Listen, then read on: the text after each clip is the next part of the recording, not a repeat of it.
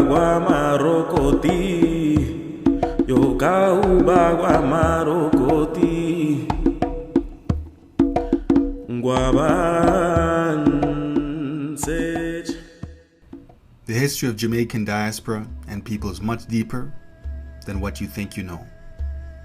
This is the story of the indigenous Taino people on the island of Jamaica and to what is known today as their triumphant survival.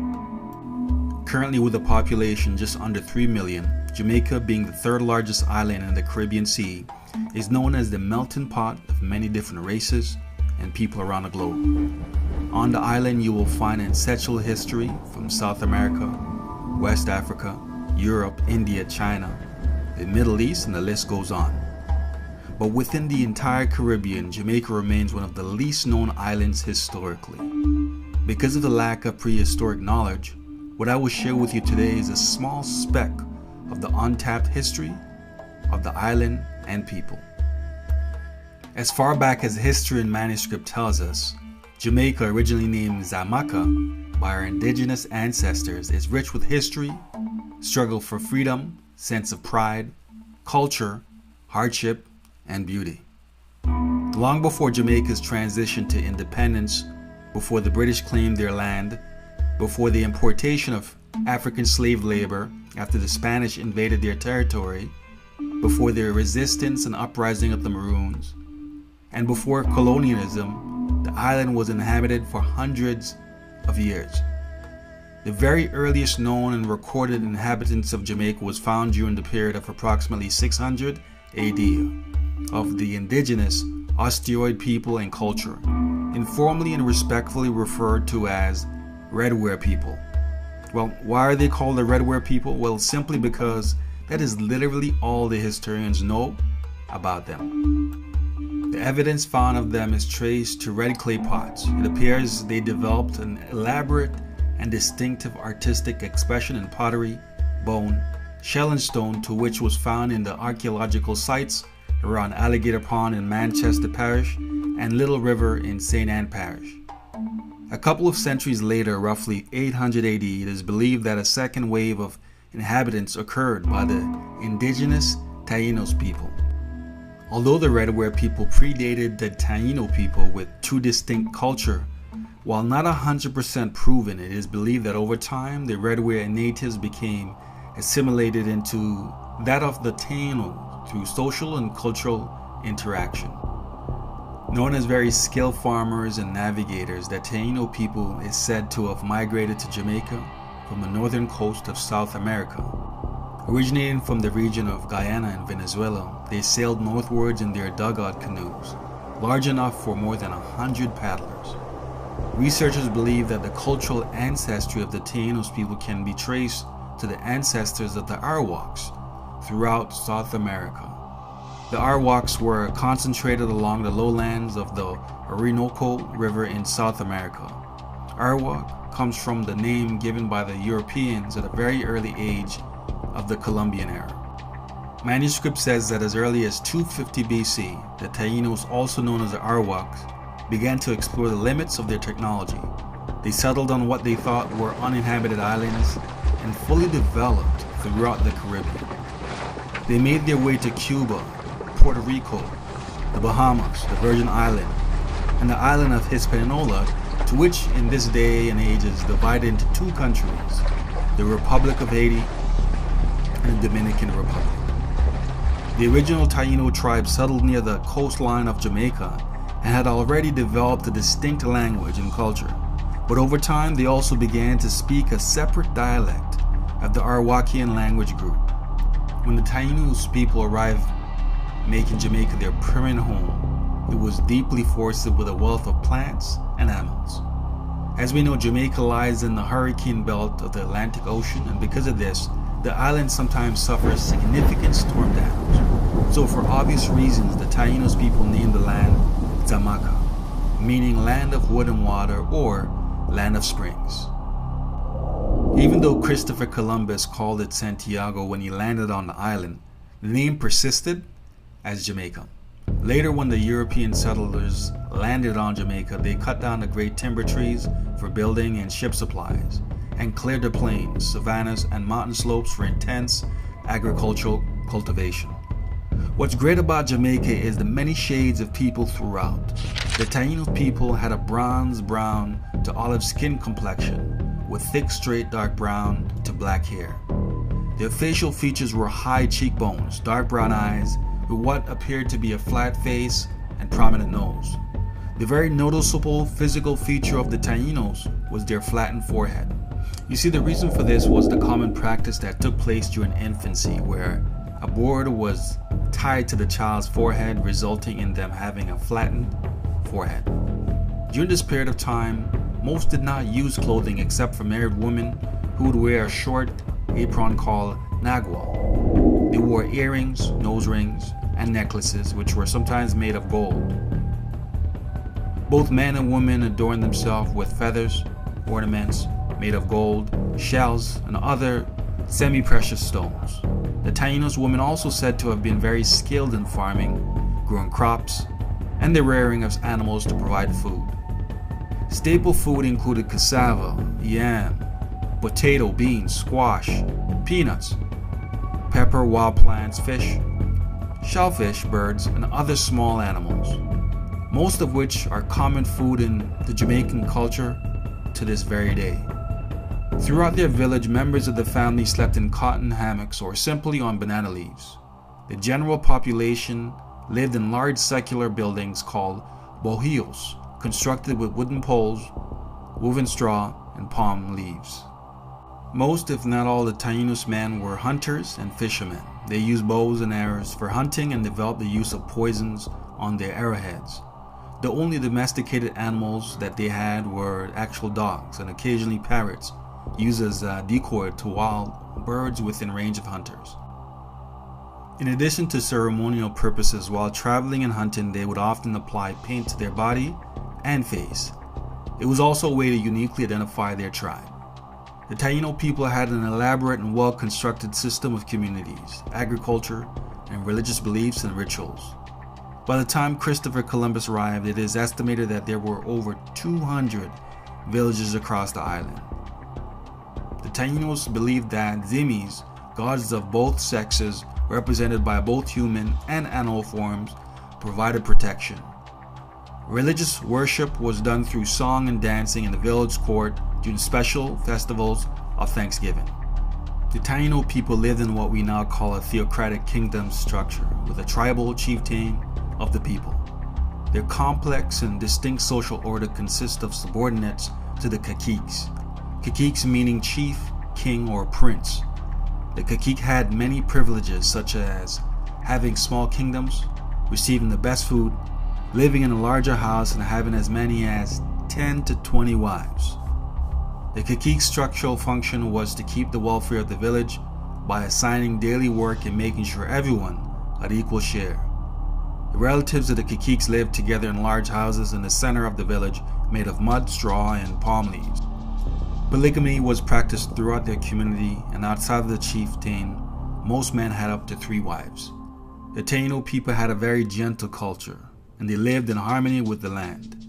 It was characterized by happiness, friendliness, and a very peaceful structure that was in place until the turn of the 16th century, when the Europeans arrived. In search of gold on May 5, 1494, Christopher Columbus, the Italian explorer, sailed west to get to the East Indies and came upon the West Indies, where he landed in Jamaica. On his arrival at St. Anne's Bay with his crew, including the Spaniards, Columbus sighted the Taínos Indians inhabiting the island. The Taínos were very friendly and welcoming, but for obvious reasons, it is said that Columbus experienced hostility from the people overall. The reality is they were very protective of their land and community. Columbus himself also said in manuscripts he was impressed by the beauty and peaceful nature of the Taínos. You see, what history books avoid to explain is that Columbus and his crew of men killed and enslaved many of the Taínos people, treated them with extreme violence and brutality, hence the reason the Taínos people naturally respond with revolt over time. Columbus and the Spaniards first settled on the northern coast of Jamaica, which is now known as the parish of St. Anne. There they built a town called Sevilla Nueva, or New Seville. Afterwards, they moved to the southern part of the island and built the town of St. Jago de la Vega, which is St. James of the Plain, which is still called Spanish Town. Throughout the years, Columbus and his men forced the Taínos of Jamaica to work for the sake of profit, and over the years sent thousands upon thousands of Taíno natives to Spain to be sold. Many of them committed suicide and died during the journey. The natives who weren't sold into slavery were forced to look for gold in mines and work on plantations. In 1509, Jamaica became a colony of Spain under the Spanish monarchy. Because the Spanish continued to take from the land and was not building it up, by approximately 1540 to 1550, Jamaica was under the license from the Columbus family as a personal estate. Realizing there is absolutely little gold and silver on the island, the Columbus estate and Spaniard continued to do nothing, absolutely nothing to develop Jamaica, but instead literally sucked the life out of the small and prosperous island. You see, what's devastating about the history of the Taínos people was their communities and how they became almost extinct. They were decimated by exposure to diseases. This is due to the lack of immunity to the bacteria and diseases such as smallpox, measles, influenza, mumps, chickenpox, pneumonia, which were all brought to the island by Columbus and his men. The violent destruction of the Taínos cannot be overstated. The enslaved were regularly whipped for minor offenses, for claims such as stealing food to eat from being hungry. Such offense is said to have resulted in cutting off a Taíno's body parts such as their nose, ear, and even their hand. You see, Columbus took and gifted Taíno women to his crewmen, who would violently beat and rape them. Taíno women were also taken captive to be raped, and young girls, as young as 9 and 10, were sold for sexual slavery. The impact of the Europeans' greed of wealth from resources like sugar, tobacco, and cotton resulted in them enslaving Taíno people, destroying as much as 90% of the population. While their population sadly diminished, dying in large numbers, many of the Taíno people escaped into the forested mountains. During this period, the next wave of enslaved people occurred. African slaves were shipped to the colony and forced to continue the grueling physical labor. The first African slaves arrived in Jamaica in approximately 1513.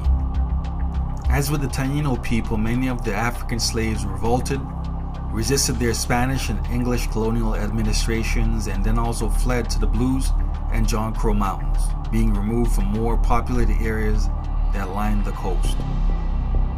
Taking refuge in the distant mountains allowed them to create a network of hiding places, trails, and settlements. It is believed that both Taíno escaped settlers, West African runaways, came together, eventually intermarrying to lay the foundation for the formation of the Maroon settlements. The name Maroon comes from the Spanish word cimarron, roughly translated as wild or untamed. The most known Maroons were the West Africans, who were bought mainly from the Akan tribe. Over time, the Maroons came to control large inner areas of Jamaica, and from their hideouts they would regularly descend to raid the plantation. The uprising and courageous resistance of the Maroons threatened the British sugar plantation industry. Their efforts included plantation raids and the freeing of many slaves. The Maroons successfully waged war against the British colonial rule that resulted in the establishment of an independent community in western Jamaica, one of several across the island. While many of the Taíno people died and their population decreased significantly, they did not become extinct.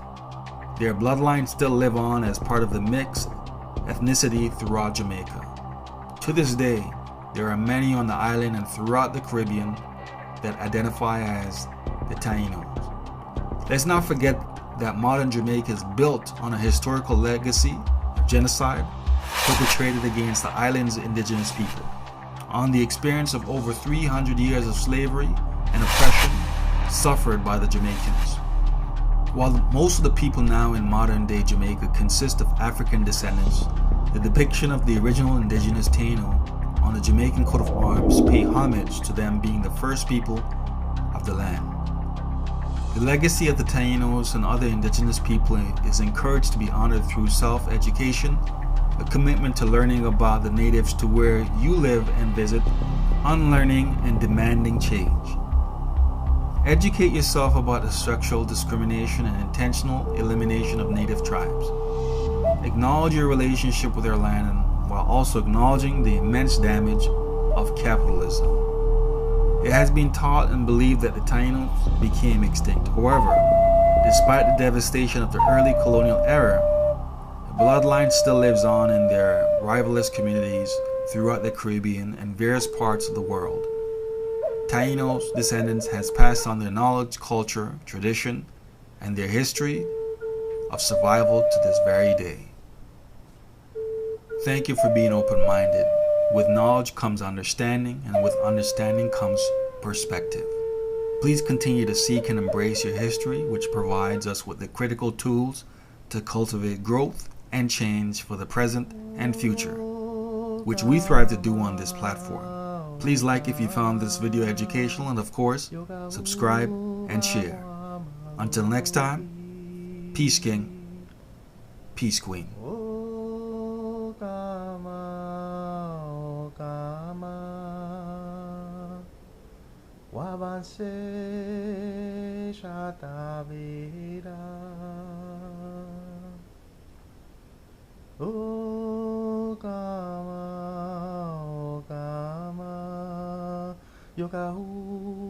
yokahu atabe.